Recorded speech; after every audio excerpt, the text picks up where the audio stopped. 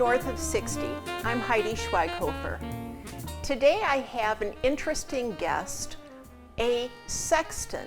The sexton of Hudson is Randy Magg, and I don't know any more about a sexton than you do, so that's why we're going to talk to Randy about what he does. Randy, so nice to have you here. Thanks for having me. All right, what is a sexton? Sexton is the person that meets with the families if they have an at need, meaning time of death, burial. They come to me and purchase graves or grave, or they can pre-plan buying graves ahead of time.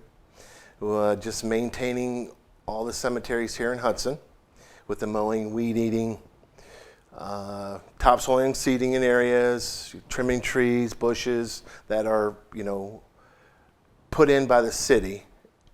Family puts in trees or bushes. They maintain them themselves. So we just maintain what's there of ours. Okay. And they maintain theirs.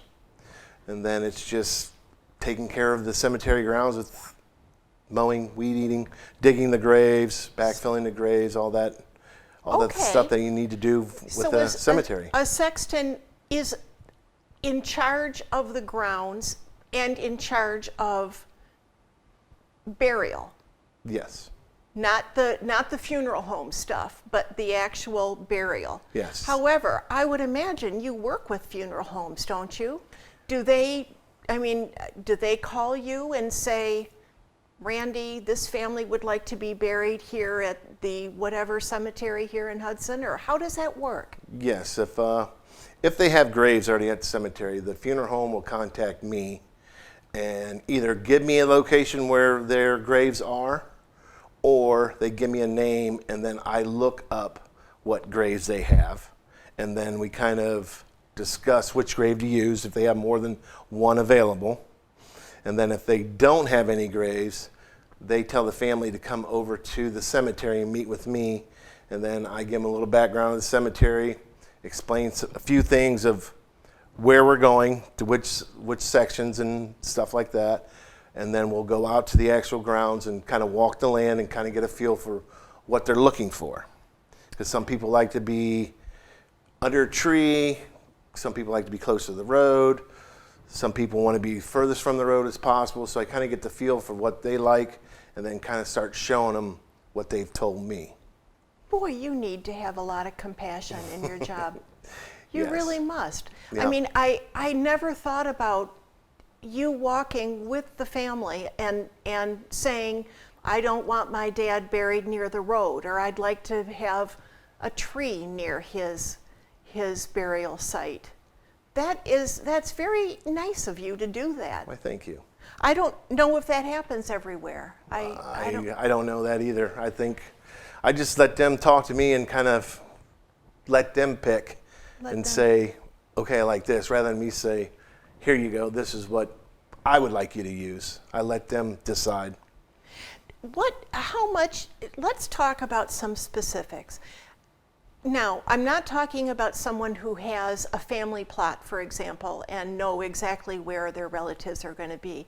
If I, God forbid, a member of my family died, and I came to you, or I guess to the funeral home, and said, I would like my dad to be buried to be buried in Hudson. What happens? What do they cost? What are the variations? What is allowed and not allowed? Each grave that you purchase is $751 per grave for City of Hudson residents. And then we have a non-resident price as well. And that's $21.26. So for it each pays grave to be a member of the Hudson community. Correct.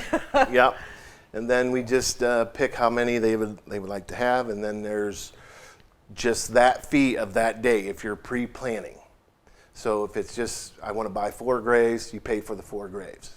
If it's buy 2 graves and one of them is an at-need, meaning someone is going to be laid to rest there, then there's the opening closing price of which type of service it is, whether it's a traditional burial or cremation, because there are two different prices for opening and closing. Okay. And then there's a overtime fee for having the service at the cemetery on a weekend or a holiday.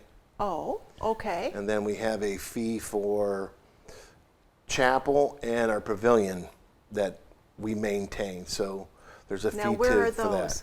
The chapel is just at that first intersection when you come into the cemetery at Markilly St. Mary's. Oh, okay. It's just off to Yeah, your right once you yeah. hit that first intersection. That's our chapel that you can use for a service if you choose to. Okay. And then if you continue on staying on the main road of the cemetery and go all the way to the street sign that says 4th Street, you turn right, and then as you turn right, you'll see a big pavilion area by the little pond section that we got right there, to where that can be used as well. Okay, if they wanted If they like choose an to. open Yeah. in the air Yeah. service or It something has a like roof that. but no sides. Okay. And that's an option as well. But most people like to be either over the grave or as close as the grave as possible. Yeah. That's what I'm familiar with too, with relatives that have passed away, being right there at the gravesite for the service. Correct. COVID has changed everything, hasn't it? Yes, it has. So you can't do services anymore at the grave? You can again. Just everyone wears a mask, and they try to stay far enough away from each other, but I know most of them are family anyways, so it's still it's a little gathering, but it's not like it could be. Yeah. There could be 15 people there instead of 60 people there. So they're a lot smaller services. Was it prohibited for a while during this last year of COVID, to have any kind of grades? My father passed away in Michigan, and we could not have a funeral. At the funeral home, we could not do anything except like my sister and I and our husbands. That was it. We did have a little restriction to where we would allow 10 or less at the service, but we didn't allow them to put up tents. Yeah. So people couldn't, stay and gather. We were just trying not to push them along, but to kind of keep them a little more further apart than under the tent. So you got some. So I thought that. So you pay a certain amount, but then there's fees depending on when and where and what kind of. Now, what about things like liners and vaults? I hear that there's differences and that some are more expensive than the other. And is that what your case is too? Have you found that, or is it? We don't really get into the sales of the liners or the vaults. That's all done through the funeral home, because they have certain vault companies they work with. Oh. So all that side of it's taken care of at the funeral home, not at the cemetery. Is there anything that the cemeteries in Hudson does not allow in terms of liners or vaults? Not that you're aware of? No, nothing I'm aware of. Just because it's required to have a liner or vault because of our change of seasons. Yeah. To keep the ground Even. without Yeah. hurting someone walking on it or driving over it with our machinery to where it could collapse and hurt someone or multiple things. So that's why, like, Ohio requires a vault. Okay. So, All because we right. got so much change of seasons to where frost and all that. Sure. This is the dumb question that I wanted to ask. Why are people buried 6 feet under? Do you know? I don't know, because we don't dig 6 feet down. Oh. We go anywhere between 54 inches to 56 inches below the surface. It just depends on when we get everything squared up and straight across is our final depth. But we shoot for 54 to 56 inches. So maybe that's just a myth. It could be a myth, but they could have done that years ago when they hand dug everything. Yeah. All right. Well, So- I've always wondered that. Yeah. If I go with you and let's say I'm pre-planning, or my parents are pre-planning, and I go with them, and they say, well, I'd like to be in this area underneath this lilac, and Is that the exact plot then they will get, or is it maybe, yeah, you can get one, but it might be around the corner, or it might be a little bit further down here, or is that you know what I'm trying to ask? Like, Yes. is it a absolute, this is where my dad is going to be buried? In the perfect world, we would go out into each section or the section they chose and found the actual lot pins that have a number on in the ground below the surface with a certain number on it. And then we can find that number and kind of walk off grave 1, 2, 3, 4, 5, 6, and so on, however wide it is for how many graves. Okay. But rather than possibly taking up multiple minutes or maybe even half hour trying to find these little pins that are in the ground, I kind of work off existing pins that are visible to my eye and kind of work my way that way to where I can get them in a general area of where they chose. So if Okay. somebody was looking at, say, just lot 125, and I have a pin that's exposed of 121, I can kind of step off to where 125 would be, Yeah. and then walk off where the first grave would start, and then the second grave would end. Huh. So it's close, but it's not going to be exact. Exact. Well, But when the time of a funeral happens, or time of when we dig, Yeah. we actually find all 4 pins, use a Oh. tape measure, and then it's exact. and then it's exact, yes. The time of purchase might not be pinpointed exact, but it's within a few feet. Okay. So it's Oh. not around the corner or say we're here and it's way over here. It's within a few feet to where I can show them. Randy, do all of the cemeteries in Hudson, how many cemeteries are there? They say 5 because the main one is Markilly / St. Mary's Cemeteries. So they're saying 2, but it's Oh. one entrance, one exit Yeah. for both. Oh, So that's 2, and then we have Old Hudson Burial Ground, Draper Cemetery, yep. and O'Brien Cemetery. So 5 total. I know I'm skipping ahead here, but are we allowed to be buried, are Hudson citizens allowed to be buried in any one of those 5 cemeteries? Just the main cemetery, the Markilly St. Mary's, and Draper. They still are active. Yeah, we still have graves available in both of those, or 3 of those cemeteries. The other 2 are maintained, no purchasing or anything like that. But We you just them. maintain all of them? Yes, yep,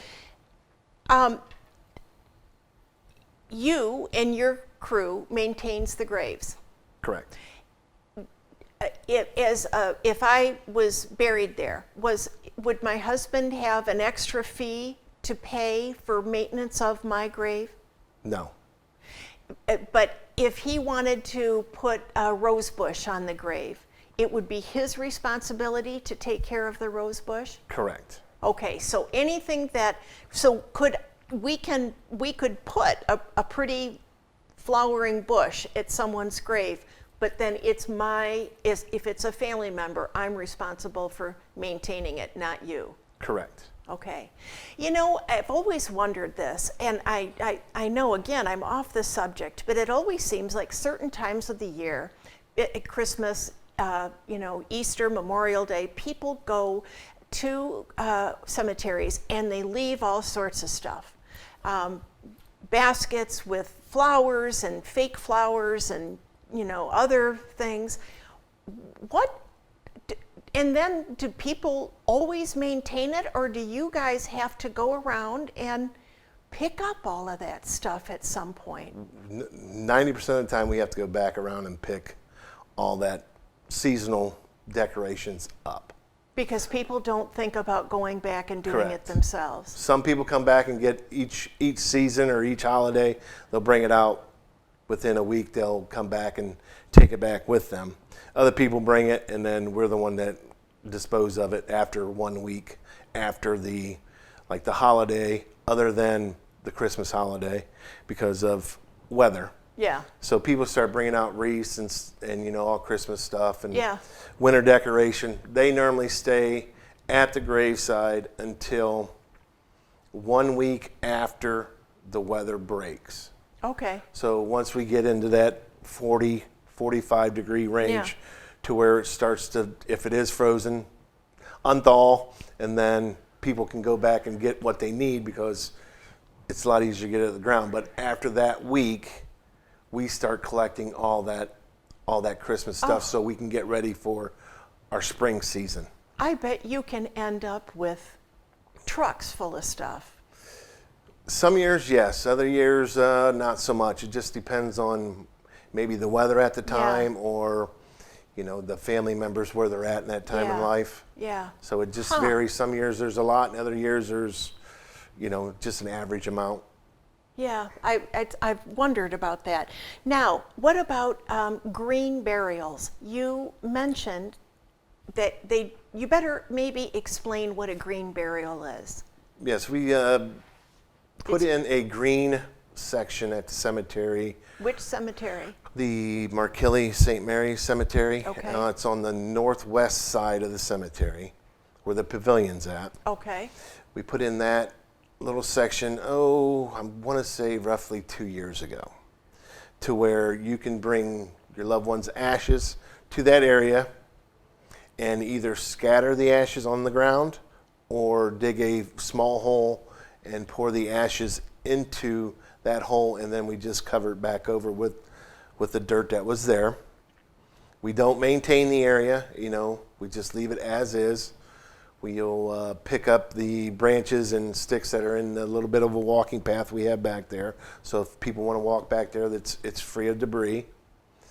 And then that's pretty much our green burial. There's no memorialization at this time that is recognize someone being back there. Oh, so there's no markers or wreaths or flowers or anything. You just that is the decision you're making. And is it only ashes or is it bodies as well? Cremation's only, ashes only. Yes. Thank heavens.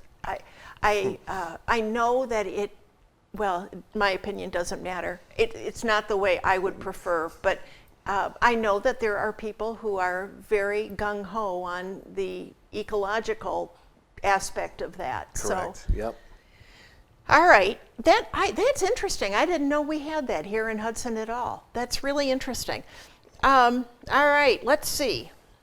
Let's talk about restrictions and markers. I want to make sure we have enough time. We do. Okay. What restrictions are there? I want a marker with my mother's picture, and I want it to be animated. I've actually seen that where like they put a picture, a movie or a video that keeps running. Really? And, it was incredibly creepy. Yes, they had the gravestone, and then it had some kind of loop that would play for X number of hours, and it would show like the person who was there smiling and waving or wow. Yeah, very, very, very disconcerting when you're at a cemetery. So let's say I want one of those.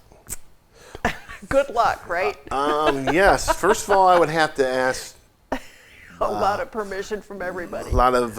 I'd have to go above me to see if anyone else has ever come up with that request, and then get back with the family to say, is something like this available or not? Because I don't know if that would be allowed in the Hudson cemeteries or not. Right. But if I don't know the answers, I call and try to find out as soon as possible. Well, what is allowed, Randy? Do people have a full range of, markers, ground, above ground, statues, all of that sort of stuff? Yes, we have all of them. We have the flat markers that are flush with the ground, because we have a section out there that's strictly flush markers only. Everything has to be below or flat with the ground. Oh, so that's a choice the family would make. If they Yes. chose to be there, they have to have, okay. Yep, and then the other two sections that we have available in the main cemetery, which is Markilly St. Mary's Cemetery. You can do either an upright or flush with the ground marker, or they call them a pillow monument, meaning they are 6 to 8 inches thick, and they sit on a foundation. I've seen them. Just at grade or just below, and they sit there and they're 6 to 8 inches above ground. Okay. And then they can use each grave. They can have them as long as it don't go any wider than however many graves they purchased. So if they purchase one grave, it can't go any more than 4 feet this way wide.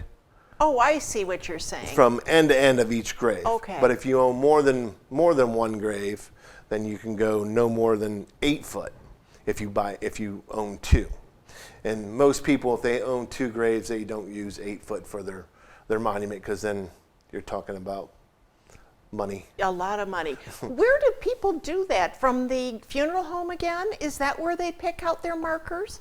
Or do they talk with you about where to pick out markers? We have a little sheet with some monument companies on it when we give them, when they purchase a grave, like an at-need, we'll give them that and tell them it's at your leisure, this is all done at your leisure. That's what and then we even the noticed, pre-need people, we give them the paper as well. So if they're pre-planning everything, they're getting their funerals paid for, they're paying for their graves and all that, they can pre-plan their monument as well, or marker, just so both of you are there together to pick out what the both of you liked, rather than one say, I don't know if he wants it a certain way or she wants it a certain way. This way you're both there to make the decision together. Do you advocate pre-planning? I would do it, just because it's a trying time anyways, and there's a lot of things to do. It just saves you that one step to go to the cemetery and find the final resting place for your loved one is hard. And to have to do it so, right at that time when you're grieving. I think that COVID has made a lot of us aware of how fleeting life can be. And, you need to think about these things. It's very hard for people to talk about it, though. Very hard. Have you noticed that in your job, too? Do you find that people don't want to talk too much about where they want to end up or where they want their spouse to end up? Yes. Some are very talkative, both of them. Other ones, it's the spouse that does most of the talking, and the other one just sits back and says, it doesn't matter to me. Yeah. Do what you want to do. Yeah.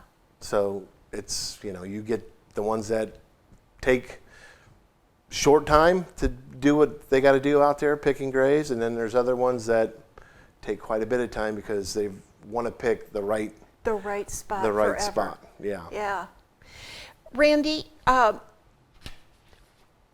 we're running out of time, believe it or not. This conversation went by very fast. Tell me, you don't have to go into a lot of detail, but tell me a little bit about the cemeteries, the history of them. Like you don't have to go into any detail at all, but the oldest one is which one? Do you know, and which graves are the oldest? I've just looked at our pamphlet we hand out to all families.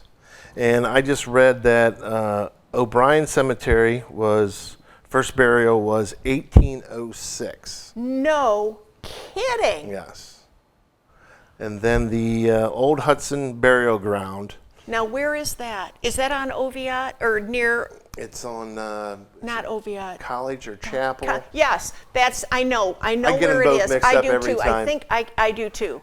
That's the old Hudson burial ground. Okay. And in the pamphlet it said there hasn't been a burial in that cemetery for over 100 years. I don't know exactly when the pamphlets were printed, so it could be 120 or more. Who knows? So and no one at this point can be buried there because they're closed historical cemeteries. Yep. Okay. And then the Markilly St. Mary's Cemeteries. Markilly was 1850, and the St. Mary's side of the cemetery was it's either 80 or 60. 1880. My heavens. And then Draper Cemetery is 1861. Those are some old burial grounds. Yes. I think it must be very interesting to maintain them and sometimes just contemplate the age of those graves. You know, what was happening with people back in 1806? It's really interesting. Well, Randy, if you wanted to say one thing and say it fast to any person over the age of 60 here in Hudson about burial, what would it be? If you don't have your cemetery plots, I would start researching it, whether it's in the city of Hudson or some other cemetery. If you have family somewhere, I would look into purchasing, just so it's just one less thing someone has to take care of on a trying time to take care of, so you can spend more time with your family members rather than trying to figure out what's the best spot for my loved one. Yeah, I think that's absolutely a wonderful idea. I was blessed with a grandfather who bought a big family plot in Michigan when he was in his 60s, and sort of allowed, enough space for his son and his son's wife and, all the family members that may come in. And it's very comforting to go there and see my grandparents and, an aunt and my parents. And it was also, because my father died rather suddenly, it was a complete relief to my sister and I that we did not have to think about that part of it. Correct. We could just think about all of the other millions of things that you have to. Right. Randy, thank you so much for being here. Thank you for having me. I really appreciate this. You're welcome. That's it for this episode of North of 60. If you're thinking about being buried here in Hudson, Randy is right now your man.